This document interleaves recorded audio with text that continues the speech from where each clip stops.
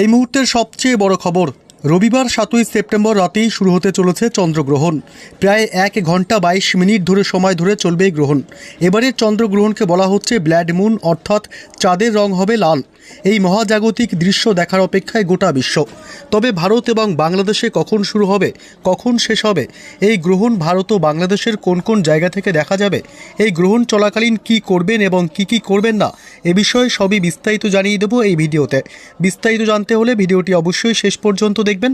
আর সবার আগে সবার প্রথম এমনই লেটেস্ট খবরগুলি জানতে ভিডিওটিতে একটি লাইক করবেন, চ্যানেলটি সাবস্ক্রাইব করে আমাদের সঙ্গে থাকবেন। 7ই সেপ্টেম্বর রবিবার আকাশে চোখ রাখলেই দেখা যাবে চাঁদের পূর্ণগ্রাস গ্রহণ। আর এই সুযোগ মিলবে এই সেপ্টেম্বরেই। 82 মিনিট ধরে দেখা যাবে লাল রঙের চাঁদ। গ্রহণের প্রক্রিয়া চলবে আরও বেশি সময় ধরে।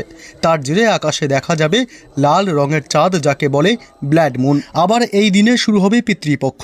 জ্যোতিষশাস্ত্র মতে চন্দ্রগ্রহণকে অশুভ বলেই মনে করা হয়, তাই এই সময়ে বিশেষ সতর্কতা অবলম্বন করাটাও প্রয়োজন। এই চন্দ্রগ্রহণ দেখা যাবে ভারত ও বাংলাদেশ থেকেও, তাই থাকবে সূতক কালো। ওই সময় শাস্ত্র মতে কোনো শুভ কাজ করা উচিত নয়। কি নিয়ম মানবেন? চন্দ্রগ্রহণ শুরু হবে 7ই সেপ্টেম্বর রাত 9:58 শেষ হবে 8ই সেপ্টেম্বর রাত 1:26 স্থানীয়ভাবে এই গ্রহণের স্থায়িত্ব হবে 3 ঘন্টা 28 মিনিট 2 সেকেন্ড। যেহেতু গ্রহণ ভারতে দৃশ্যমান হবে, তাই এর সূতক কালো মান্য করা হবে। সাধারণ সূতক শুরু হবে 7ই সেপ্টেম্বর দুপুর 12:19 সমাপ্তি হবে 8ই সেপ্টেম্বর রাত 1:26।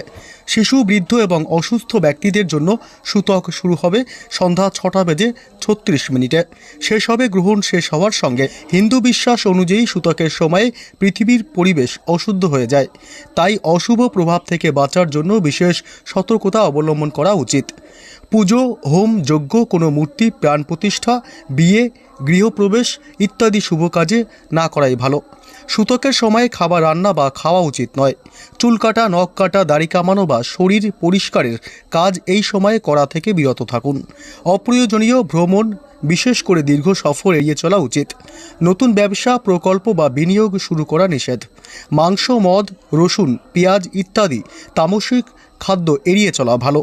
গর্ভবতী মহিলারা সূতকের সময়ে সূচ, ছুরি বা ধারালো বস্তু ব্যবহার করা উচিত।